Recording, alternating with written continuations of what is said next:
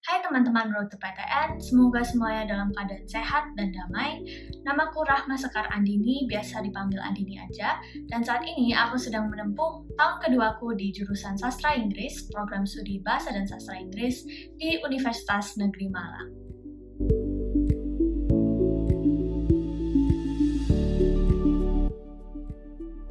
Pada kesempatan kali ini, aku akan sharing dikit-dikit mengenai proses aku masuk PTN, pengalaman pribadiku belajar di Universitas Negeri Malang dan di jurusanku, apa sih bedanya SMA dan kuliah, dan terakhir, tips untuk teman-teman yang masih SMA dan ingin mengejar PTN.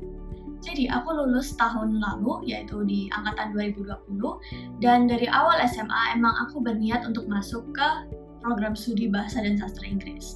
Jadi dari kelas 1 aku masuk ke jurusan Bahasa, bukan IPA, bukan IPS.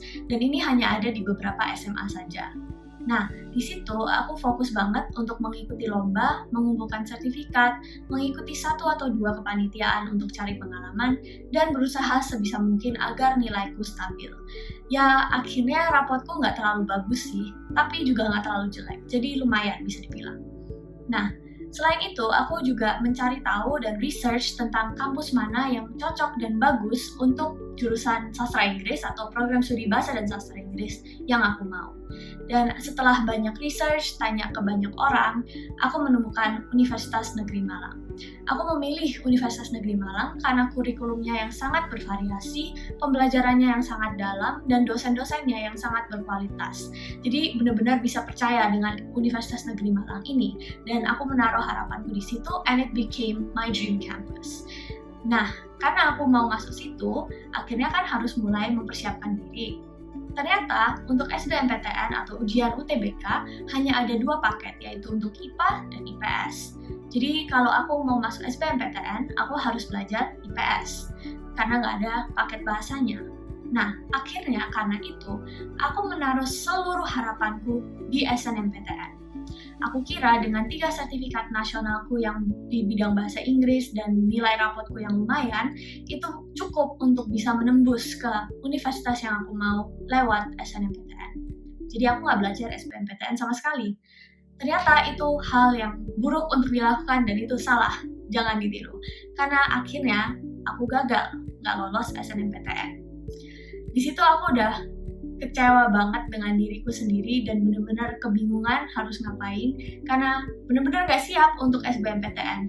Jadi dalam waktu 1 bulan aku harus mengejar semua materi dan untungnya TPA ditiadakan, yang IPA-IPS tadi ditiadakan. Hanya ada TPS yang berisi penalaran umum, kemampuan kuantitatif, pengetahuan dan pemahaman umum, dan kemampuan memahami bacaan dalam tulisan bahasa Inggris maupun bahasa Indonesia.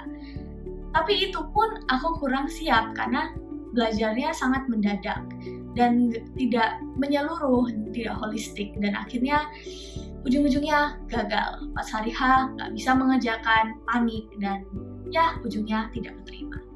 Untungnya di Universitas Negeri Malang ada jalur yang bernama Mandiri Prestasi yang berbeda dengan jurusan atau jalur mandiri pada umumnya. Di Mandiri Prestasi ini ada 2 tahap. Yang pertama, tahap administrasi yang mirip dengan SNMPTN, di mana kita harus mengumpulkan rapot kita dan juga 3 sertifikat terbaik. Dan ketika aku udah lolos tahap administrasi, maju ke tahap kedua, yaitu tahap interview atau wawancara. Jujur di sini aku benar-benar gugup banget, deg-degan banget. Tapi ya udah, aku memaksakan diri untuk tenang, mengingat semua yang aku pelajari tentang public speaking di SMA, dan force myself to be confident, dan jawablah semua pertanyaan yang diajukan kepadaku. Dan alhamdulillah lolos. Aku lolos ujian mandiri prestasi tersebut dan bahkan diberikan beasiswa untuk tidak membayar uang pangkal sama sekali dan juga tidak membayar uang kuliah tunggal selama 1 semester. Oke, next, aku bakal cerita pengalamanku belajar di Universitas Negeri Malang dan program studi Bahasa dan Sastra Inggris, yang mungkin akan membantu teman-teman yang memiliki ketertarikan di bidang yang sama maupun universitas yang sama. Jadi di Universitas Negeri Malang ada fakultas yang namanya Fakultas Sastra, di mana di dalamnya ada jurusanku, yaitu jurusan Sastra Inggris. Jurusan Sastra Inggris dibagi menjadi 2 program studi. Yang pertama, pendidikan bahasa Inggris atau English Language Teaching, dan yang kedua, bahasa dan sastra Inggris atau English Language and Literature. Nah, sebenarnya itu di masyarakat masih banyak orang yang salah paham dengan sastra Inggris atau banyak stigma yang buruk. Seperti bahwa belajar sastra Inggris itu sama halnya dengan les-lesan bahasa Inggris saja. Nah, ini salah ya teman-teman. Ini benar-benar gak ada kebenarannya. Karena belajar sastra Inggris itu jauh lebih kompleks dan jauh lebih dalam, lebih luas daripada sekedar belajar bahasa Inggris saja. Jadi, jangan khawatir dengan kualitas pembelajaran. Nah, kalau pertanyaannya adalah bahasa dan sastra Inggris setelah lulus bisa kerja apa ya? Banyak yang mengira hanya bisa jadi guru ataupun dosen. Nah, ini juga salah teman-teman. Karena sebenarnya lapangan pekerjaan untuk lulusan bahasa dan sastra Inggris jauh lebih luas daripada sekedar dua pekerjaan itu. Selain bisa jadi dua pekerjaan itu, bisa juga misalnya menjadi translator ataupun interpreter, freelance atau di instansi, bahkan di pemerintah, bisa juga kerja di dunia perfilman, di industri perfilman, bisa jadi kritikus sastra, bisa kerja di pemerintah atau di kementerian, ataupun di PBB, dan masih banyak lagi. Jadi teman-teman tidak usah khawatir dengan masa depan kalian ketika masuk ke bahasa dan sastra Inggris, karena pasti masa depan kalian ada banyak pilihan untuk diikuti. Nah, masuk ke pembelajaran, di semester 1 kita semua belajar basics of English, jadi basic grammar, basic reading, writing, listening, speaking, dan lainnya. Nah, jadi satu semester ini sangat intensif untuk membuat kita terbiasa menggunakan bahasa Inggris setiap hari di setiap mata kuliah kita, ya kan? Jadi untuk teman-teman yang masih khawatir tentang adaptasi menggunakan bahasa Inggris, jangan khawatir lagi karena di semester 1 pasti kalian akan diberikan waktu dan intensive training untuk bisa menyesuaikan diri dengan kebiasaan menggunakan bahasa Inggris itu. Nah, kemudian di semester 2 baru beranjak ke level yang intermediate. Jadi semua basic grammar, reading, dan lain sebagainya masuk ke level intermediate. Selain itu juga dapat Introduction to Literature dan Introduction to Linguistic. Ini sangat menarik untuk dipelajari dan membuat kita berharap untuk pelajaran-pelajaran linguistik maupun literature ke depannya. Nah, beranjak ke semester 3 akan mempelajari semua yang tadi, tapi ke level yang advanced, dan I guess the real fun mempelajari segala hal berbau linguistik maupun literature sastra akan mulai di semester keempat ke depannya. Nah, dari 2 semester yang aku udah lalui, jujur aku merasa telah belajar banyak banget. Karena dosen-dosennya itu sangat tegas, tapi tetap friendly, dan kualitasnya benar. Dari aku mengimpikan masuk ke Universitas Negeri Malang itu benar, kualitasnya tidak bisa diragukan lagi. Inggrisnya mereka itu seperti air yang mengalir saking lancarnya. Jadi benar-benar untuk kualitas pembelajaran, untuk kualitas dosen, teman-teman tidak usah khawatir lagi dengan Universitas Negeri Malang karena benar-benar bagus. Benar, hampir semua dosen yang mengajar aku pribadi itu lulusan S2 dari luar negeri, bahkan ada yang S3 di luar negeri juga. Jadi kualitas terjamin. Tugas-tugasnya juga sebagian besar dalam bahasa Inggris. Misalnya, essay writing yang membantu aku melebarkan vocabulary-ku dan memperbaiki grammar. Selain itu ada juga extensive reading yang memberikanku sumber bacaan bahasa Inggris yang sangat banyak dan masih banyak lagi.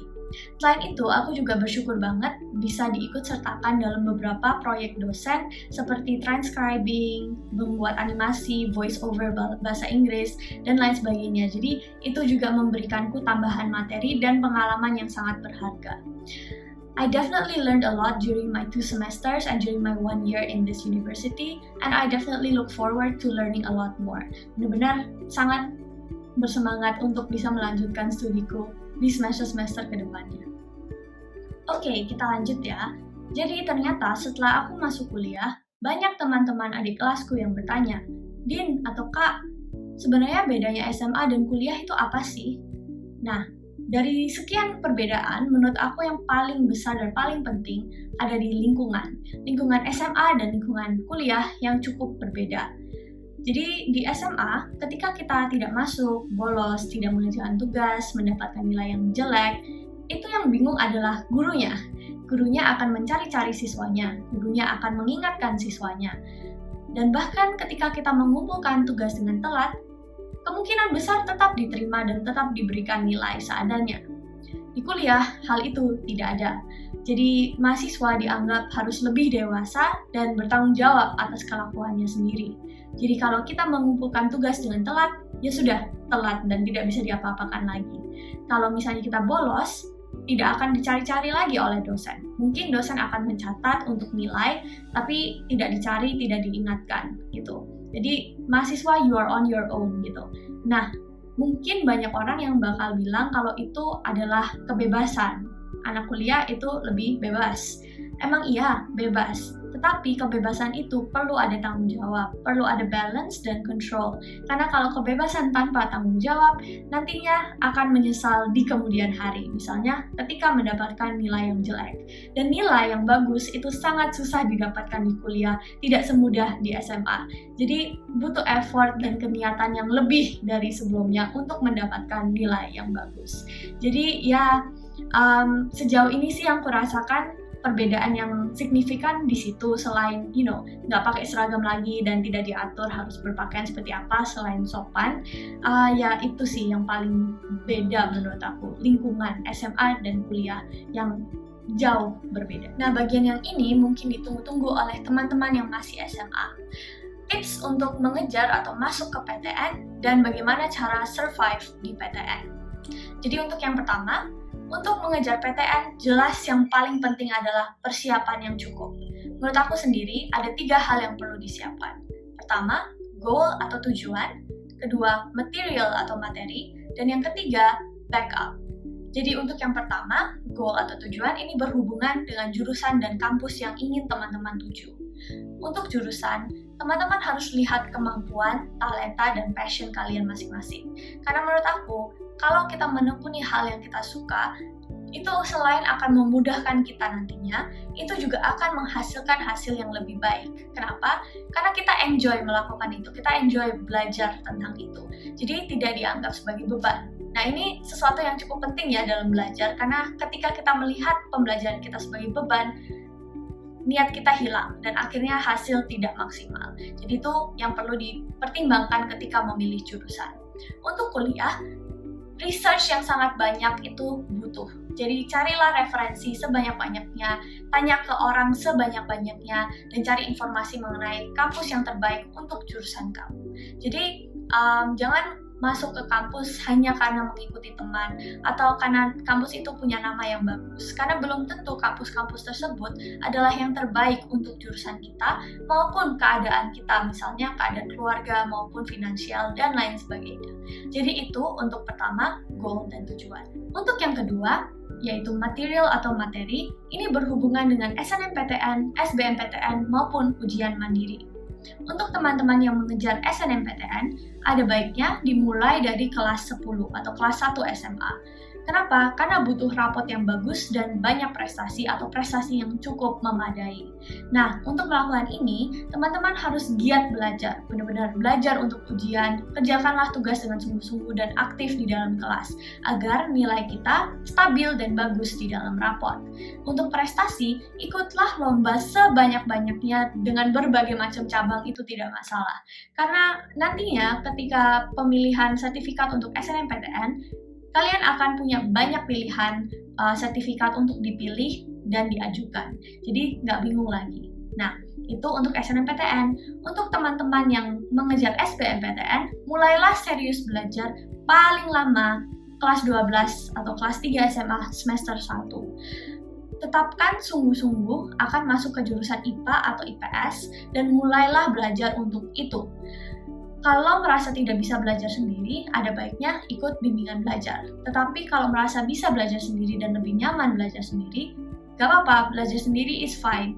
Tapi kita harus serius dan tekun dalam belajar itu. Jangan gampang hilang fokus. Carilah juga info sebanyak-banyaknya mengenai persiapan SBMPTN. Misalnya dengan join open chat di forum online, karena di situ banyak banget yang bertukar info, bertukar materi, dan bertukar latihan soal untuk gratis yang bisa digunakan teman-teman untuk belajar. Ujian mandiri pun sama demikian, belajarlah dengan giat supaya bisa siap ikut ujiannya di kemudian hari. Nah, ketika goal dan material udah dapat, tinggal mempersiapkan hal yang ketiga, yaitu backup. Backup di sini berfungsi sebagai plan B untuk kita mempersiapkan diri untuk kasus atau keadaan yang terburuk. Tentu, kita semua ingin diterima di SNMPTN, SBMPTN, ataupun ujian mandiri di kampus yang kita idamkan, jurusan yang kita inginkan. Tetapi, tidak bisa dipungkiri kemungkinan bahwa kita tidak diterima. Jadi, butuh backup plan atau butuh kampus atau jurusan lain yang bisa kita jalani ketika rencana awal kita tidak sukses. Jadi, selain research dan menyiapkan universitas atau jurusan impian, sekalian juga universitas atau jurusan lain harus disiapkan sebagai opsi terakhir. Ini lumayan penting, teman-teman, karena kalau kasus terburuk terjadi, kita tidak perlu kebingungan, karena sudah ada rencana lain yang sudah disiapkan. Jadi ini cukup penting. Nah, selain untuk mencari universitas dan jurusan lain, backup plan ini juga termasuk untuk teman-teman yang mengejar SNMPTN, untuk backup plan-nya adalah SBMPTN atau ujian mandiri. Jadi tetap harus belajar, jangan melakukan kesalahan yang sama dengan aku yang terlalu mengandalkan satu jalur saja dan yang lainnya tidak diberikan kesempatan. Tetaplah belajar untuk SBMPTN, tetaplah belajar untuk ujian mandiri. It's much better to be safe than sorry. Mendingan kita mempersiapkan diri daripada menyesal di kemudian hari. Nah, bagian terakhir, bagaimana cara survive di PTN? Jadi di sini aku ada beberapa tips yang aku kumpulkan dari pengalaman, observasi, dan juga saran-saran dari senior-senior aku. Jadi untuk yang pertama, memang benar kata orang bahwa IPK atau nilai akumulatif tidak menjamin masa depan yang cerah, tidak menjamin diterimanya pekerjaan. Tapi menurut aku itu tetaplah hal yang penting. Karena di luar sana masih banyak pekerjaan yang melihat IPK dari fresh graduates. Selain itu, meskipun tidak dilihat, itu mencerminkan kesungguhan kita dalam belajar, kesungguhan kita di kuliah. Jadi sebaik mungkin ya dijaga supaya masih lumayan dan tidak terlalu jelek. Tidak perlu cum laude, tapi paling tidak standar dan stabil IPK kita. Jadi itu untuk tips yang pertama. Kedua, selain IPK, pengalaman juga sangat penting karena mempengaruhi CV kita yang akan kita gunakan saat melamar pekerjaan maupun melamar beasiswa atau S2. Pengalaman ini meliputi prestasi lomba, organisasi dalam maupun luar kampus, pekerjaan paruh waktu, volunteer, proyek dengan dosen, dan masih lain sebagainya. Pengalaman ini juga sangat berharga bagi development-nya kita, perkembangan diri kita. Jadi it's worth it, dan ketika kuliah carilah pengalaman sebanyak-banyaknya. Ketiga, carilah relasi sebanyak-banyaknya.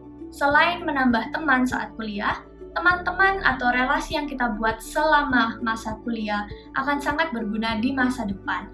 Karena connections is everything in this world, ya kan? Relasi ini bisa didapatkan dari teman sekelas, sefakultas, sejurusan, seangkatan, kakak tingkat, adik tingkat, satu kampus, di luar kampus, bahkan di luar negeri juga bisa. Dapatnya dari mana? Interaksi face-to-face maupun di dunia maya. Karena sekarang platform sosmed sudah banyak sekali tersedia, jadi gampang banget untuk membuat teman dan mencari relasi. Terakhir, time management.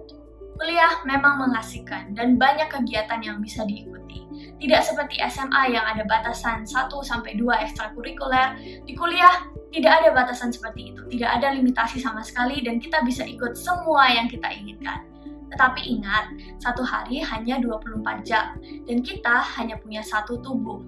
Nah, jadi sebisa mungkin ditimbang dulu kepentingannya dan pilihlah yang paling bermanfaat bagi kita sendiri. Jangan tertekan oleh omongan orang lain ataupun teman-teman sindiran gitu. Karena teman-teman memilih jalan yang berbeda dari orang lain. Karena yang tahu apa yang penting dan apa yang bermanfaat bagi dirimu adalah dirimu sendiri. Orang lain hanya bisa memberikan input atau nasihat atau pandangannya mereka. Tapi at the end of the day, you choose your choices. Jadi jangan didengarkan omongan orang lain. You know what's best for you. Pilihlah yang paling baik untuk diri kalian sendiri. So follow your heart and make your own choices. Nah, itu saja sih untuk cerita, sharing, dan pengalaman maupun tips dari aku. Nah, kalau teman-teman masih ada pertanyaan-pertanyaan seputar kuliah atau lainnya bahkan, bisa banget hubungin aku di sosmed, atau kalau misalnya butuh informasi tambahan mengenai kuliah dan PTN terutama, bisa banget di follow Instagramnya Road to PTN, karena di situ banyak banget informasi yang sangat relevan dan sangat bermanfaat bagi teman-teman. Itu saja dari aku. Sebelum pamit, aku ingin memohon maaf sebesar-besarnya apabila ada salah kata atau sesuatu di video ini yang secara sengaja atau tidak sengaja menyinggung pihak manapun. Akhir kata dari aku, follow your heart, do your best, don't give up, and you'll get there someday. Terima kasih dan good luck!